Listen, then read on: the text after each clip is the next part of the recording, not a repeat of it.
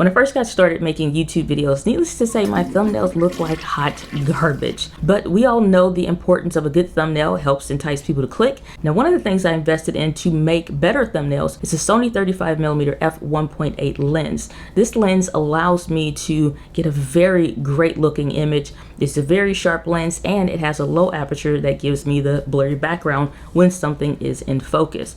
However, most of the time when you're first getting started, you're working with an entry-level camera and the kit lens. So you may not have the extra funds to invest in a lens like that. Well, today I'm going to show you how to take some dope looking thumbnails like this so that you can make that image kind of mimic what the 35 f1.8 does, but maybe not exactly, but we'll try to get it pretty close so that when you're creating your thumbnails, they actually entice people to click. You can get them watching your stuff. And we're going to be using Canva to create the thumbnail, so you don't need to have any kind of real editing skills or anything like that. So let's jump in.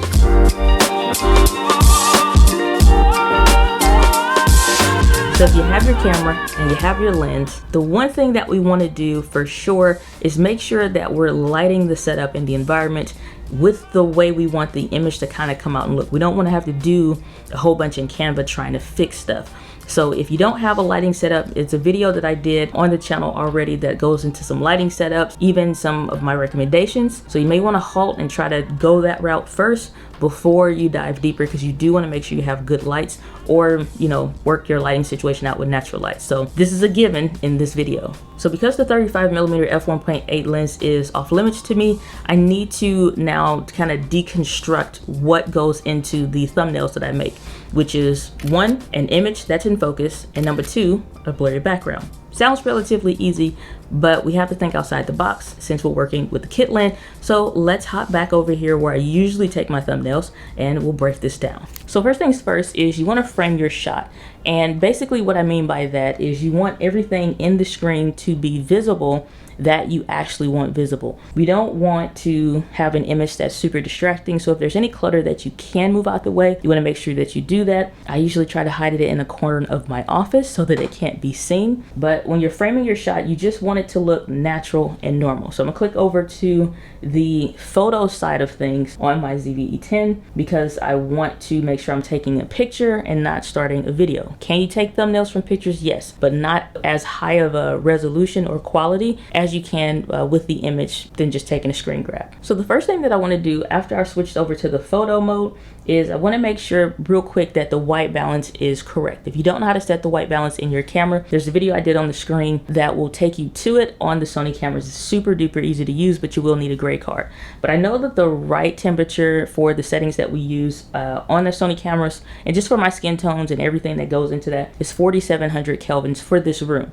We may warm up that image and do some stuff in editing, but that's at least the baseline of where I want to start. The next thing that I want to do is just make sure that the base settings for the image is correct, and that may be slightly overexposed or a little bit brighter than usual instead of underexposed where it can tend to be darker than usual.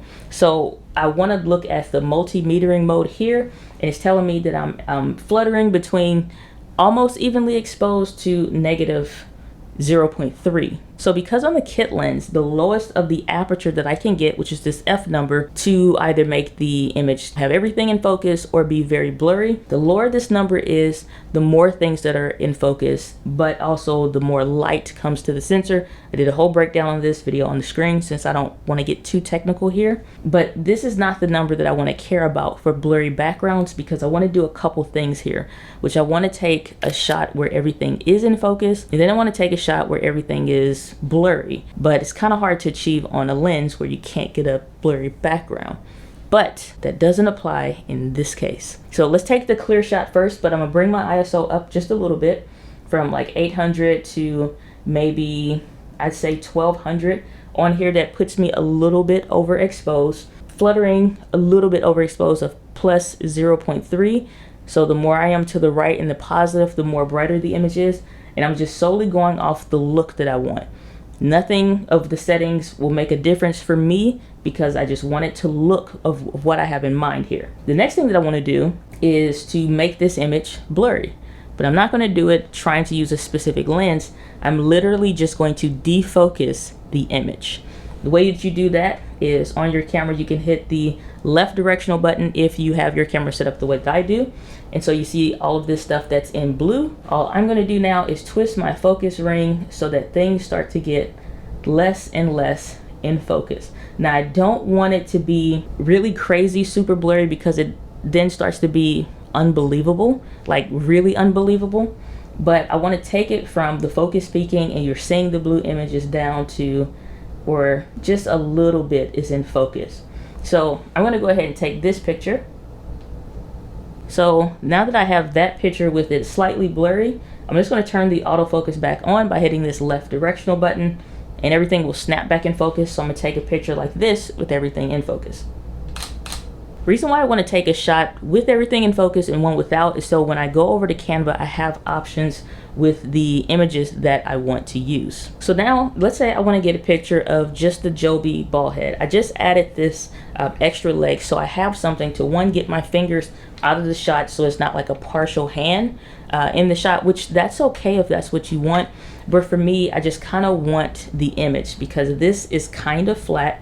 And in Canva, I can cut that off if I want to, but again, I'll give myself some options, so I may take a few different poses. One of the things that I found very valuable as you're going through this solo creator experience is that as you have ideas, just make a note of it. I have my Apple Notes, even for this video idea, in my Apple Notes, and I'll put notes to myself to take one with my hand, take one without. If I see an image on YouTube, maybe for something completely unrelated, but the thumbnail inspires me to maybe try a shot like that, I'll take a screen grab of it and save it in the notes with that video. So pro tip, if you're trying to figure out how to start capturing your ideas, so when it's time to make the video, it's a little bit easier for you. So now that I have my image, I just kind of want to get it somewhere in the frame so that it is within focus. And I'm going to get this relatively close. And the more that I can get this image in focus, the blurrier the background automatically becomes, even lower than what the aperture on the lens would do, you know, like if it was an f1.4, well, not lower, but similar. You'll get a similar look. So I just kind of want to bring this in, but I do have to be careful that I may run into what's called the minimum focusing distance, which means I can only get so close to the front lens element before it literally cannot see. But there's a hack for that. If you notice that you're getting close to the minimum focusing distance, switch over to manual focus and see if you can pull it in just a smidge more. So I'm gonna get my close-up shots here. I'm just gonna tap on the screen just so I can activate the tracking, and I am running into the minimum focusing distance for the lens. So I'm gonna go into, from manual, and I'm just gonna go to right to where I see the blue dots. Take a few shots, and that's pretty much it. The fact that I have the focus peaking turned on so I can see those blue dots lets me know as soon as I see them, I've hit the minimum focusing distance wall, and then I can get it pretty close. So that's a couple shots with just the product itself. And pro tip, if I know for a fact I want to put text on the screen, I have to think about where is the space, the empty space on the screen that I can use for text. Sometimes if you put something directly in the middle here, and you have all this other stuff going on, it makes it hard to try to squeeze in text. So I'm thinking ahead in what are some ways that I would want to put text on the screen, maybe based on some ideas. So I have one just without the stick, so I'm gonna take this off and get one with the hand. Same concept, don't have to change the minimum focusing distance or anything like that until I hit my blue dots. Now, a couple things will happen because I'm still at the same shutter speed, which is the 1/50 on my camera. The problem with this becomes if my hand is moving, which is impossible to be completely motionless, that I need to now increase the 1/50th for the shutter speed, because the higher this number is, the more I can capture a snapshot of that, and it can be still instead of you seeing motion blur. We don't have any rules as far as what it should be in this point, but when I switch it from 1/50th, we're at f3.5 and our ISO is at 1250, the more that I increase that shutter to go up to like 1/125th of a second, the darker the screen becomes. One trick that I've learned just in the years of making content is, for me personally, I don't know what other creators do. Some people are like mathematical geniuses and they just know all this stuff by heart in that way. I keep things simple. aka Video Simplified, the brand. So what I'm going to do is count however many times it is going from 1/50th of a shutter speed to the number that I want, which is 1/125th of a second. I'm just going to go that many numbers over to the ISO to get the exact same exposure that I have on the camera.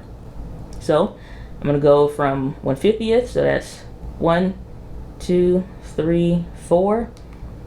So 4 moves over for me to get to 1/125th of a second. So I'm just going to go 4 up on the ISO. 1, 2, 3, 4.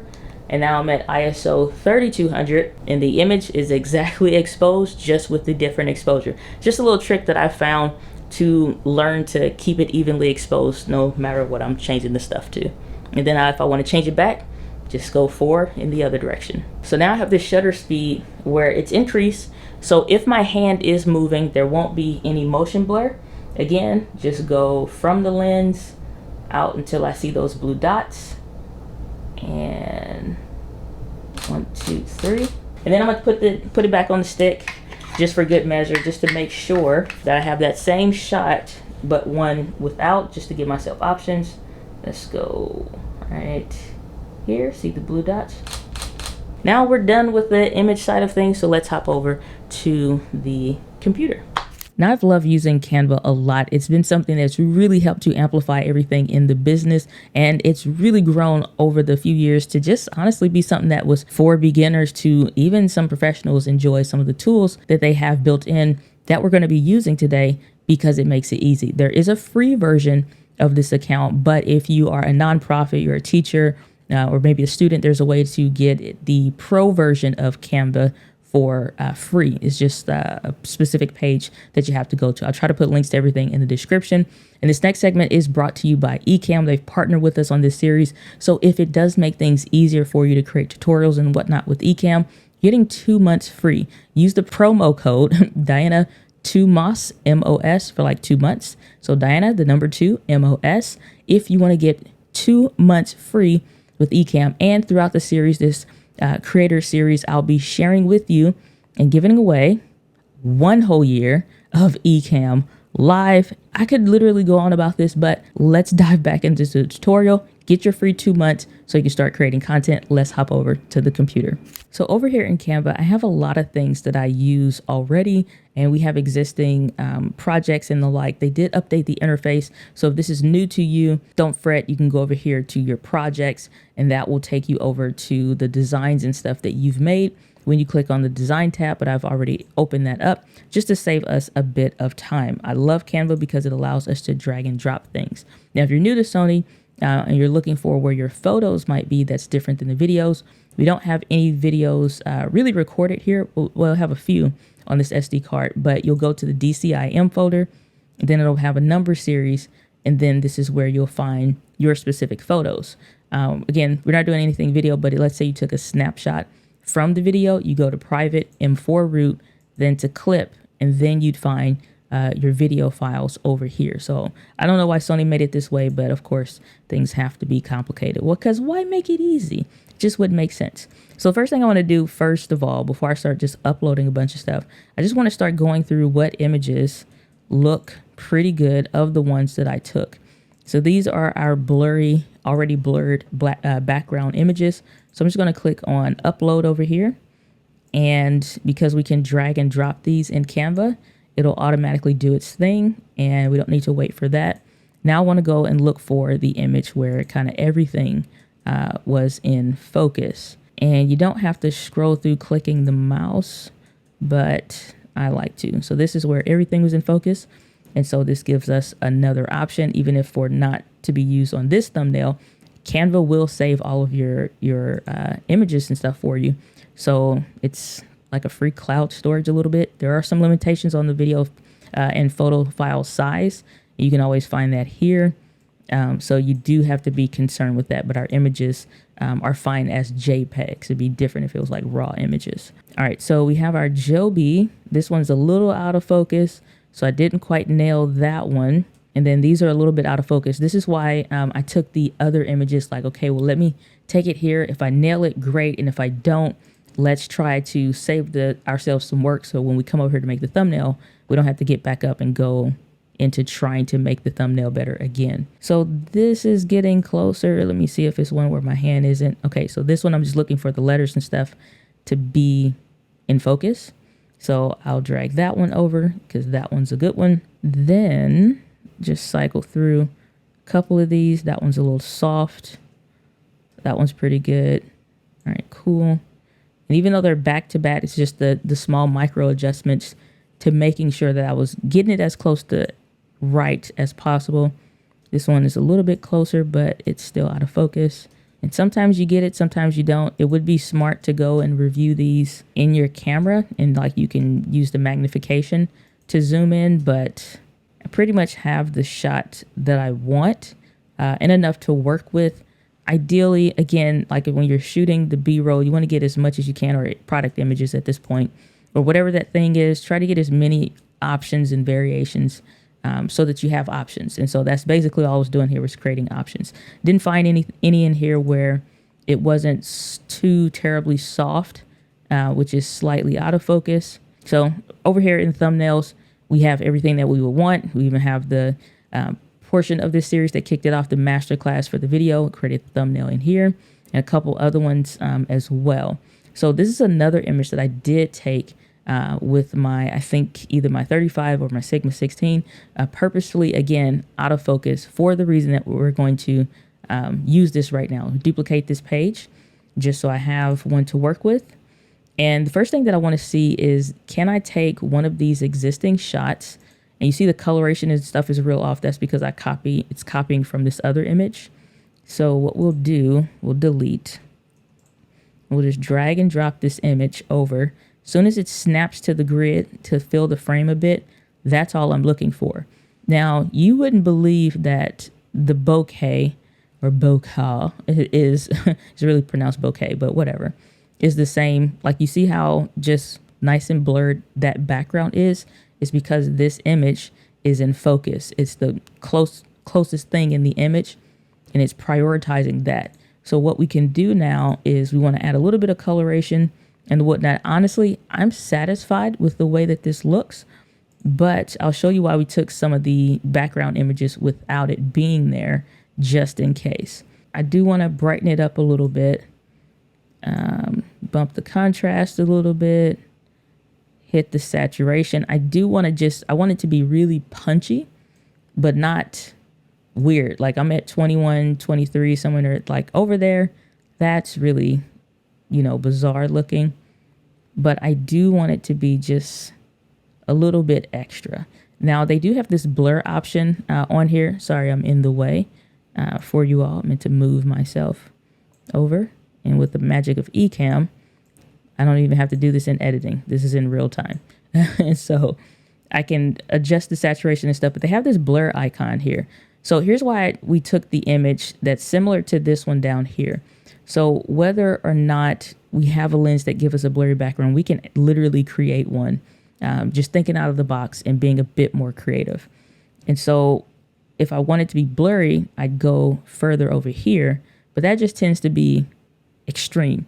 I don't want that. I want kind of what it is already. Maybe if we needed a little bit more, but if we needed it sharper or kind of weird, which now we can see that JPEG is deteriorating.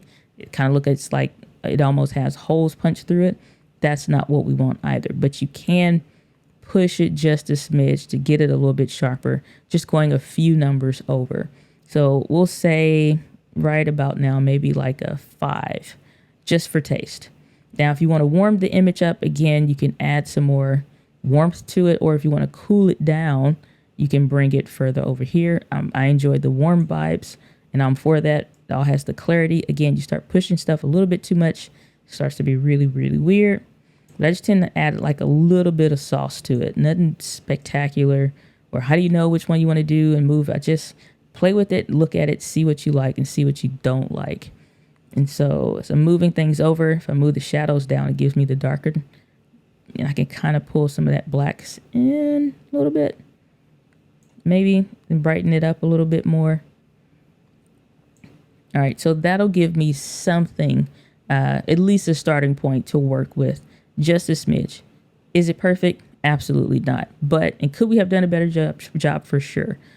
But that just comes with practice and then giving yourself a little time and space. Now, if I duplicate this image, now we have a duplicate here. I'm going to scroll up to the other one. One of these other shots, these are all very, very close in the type.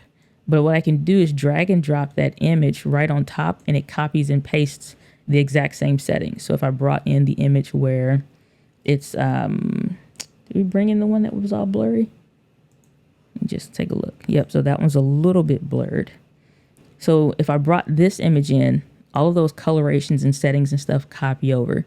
So you don't have to go through, copy and paste all the numbers. It literally does it for you. But hit Command Z if you want to undo any of that. Now, here's the fun thing with this. What we want to do for this particular image, what I would like to do, let's use this one.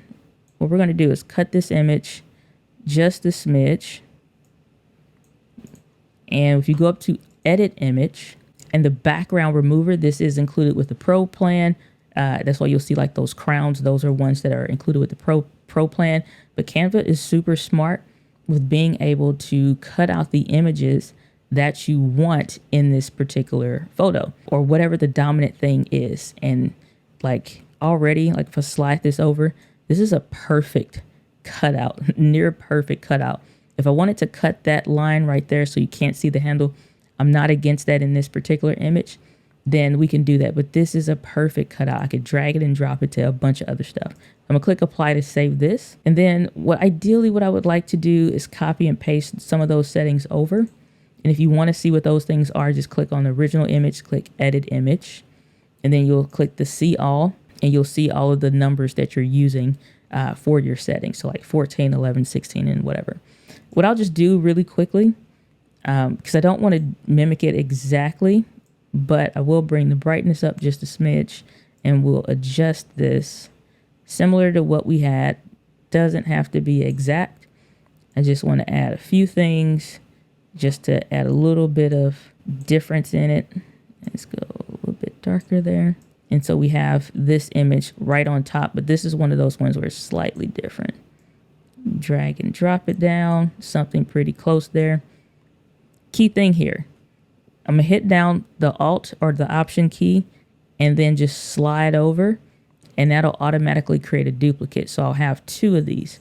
The reason why is because when you have an image, you can go back to edit image, a lot of other things that are available on here.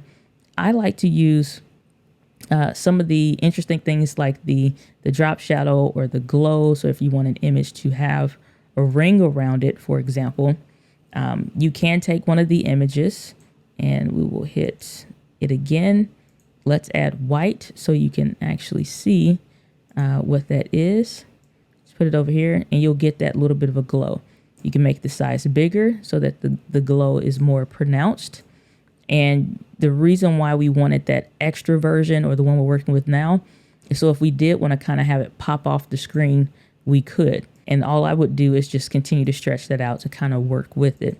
But I don't want to add the glow for this particular shot. I don't think that would be strong enough. So I'll come down here to this duotone, click on see all. And because I'm working with something that's a little bit warmer for whatever reason, I just kind of like the orange. If I click over here and just click on the three dots that brought me here, you can adjust the colors to whatever you want to make it kind of pop off the screen or something of the like, playing around with all of these variations of colors and types and just honestly, whatever it is that you want to do. But for me, I'm a plain Jane. I like to keep it real simple. And so we can adjust the intensity of how much you want it to work with.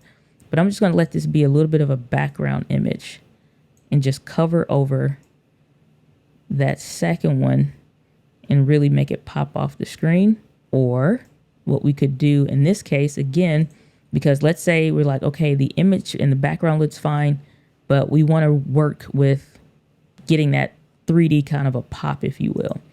So I'm going to do is click on this main background image here, and then I'm going to go over to my uploads. And the blurred background image, I'm just going to drag it, drop it, and let it be replaced. Then we can reposition this here. Add this one on top. Give me a second here. We're going to click over here just to click our background image again. Click edit image. Now we can blur that just a little bit more to give us the, I don't want it to go like this much is too much, like completely blurred.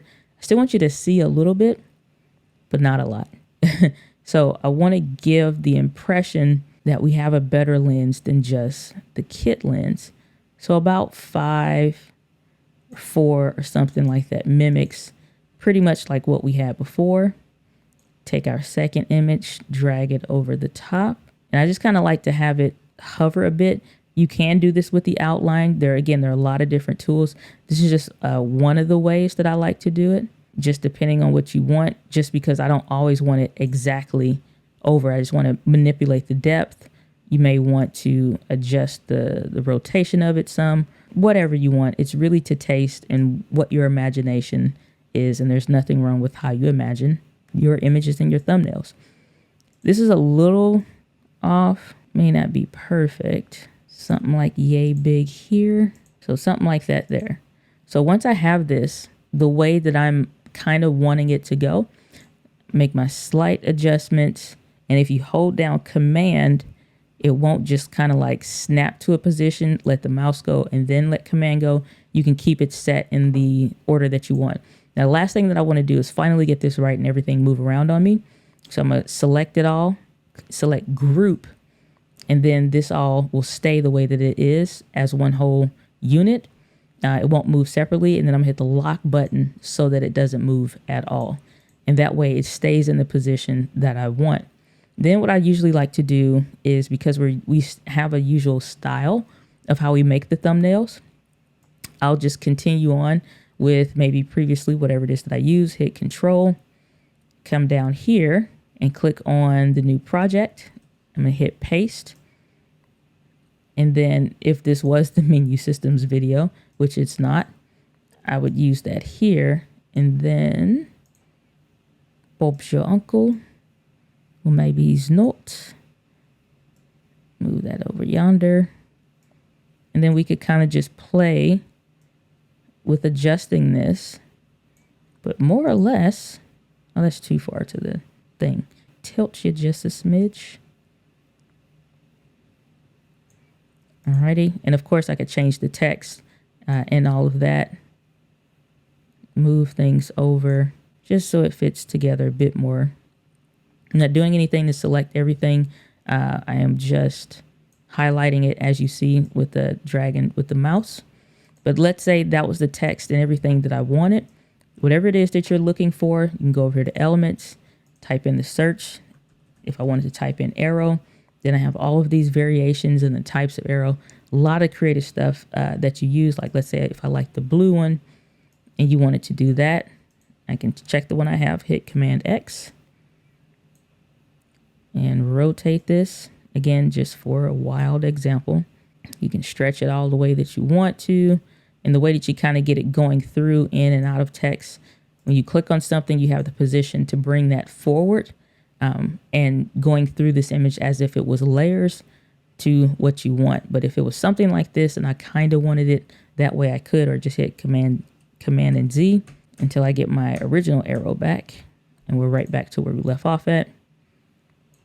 And this would be something that if it was, so let's just change the text. So with a few improvements to the text, and we've changed this, we've faked the blurry background to some extent. We've been able to cut our image out and make a thumbnail that makes sense to a particular video idea that you're planning. And so you can do this kind of stuff, shooting your stuff in advance, but using Canva makes it super easy even to create a catalog of photos that you can eventually use. But this makes creating thumbnails super duper easy. But there's one extra hack that I want to share with you. So one of the great hacks with Canva is not only that it has photo and PDF stuff that you can do with it, but actually video functions. We've made micro content in Canva, directly in Canva, and you can record and edit videos in it. So if you love the interface, most creators are still trying to learn maybe something like Premiere Pro that may be a bit more clunky for you at times, especially when you're brand new. You can use Canva. Now, we actually did a video to test, can you tell the difference between a Final Cut Pro edited video and Canva? And we posted that video on the channel. So if you want to see the difference and see how this works over here in Canva, click on the video on the screen to check it out.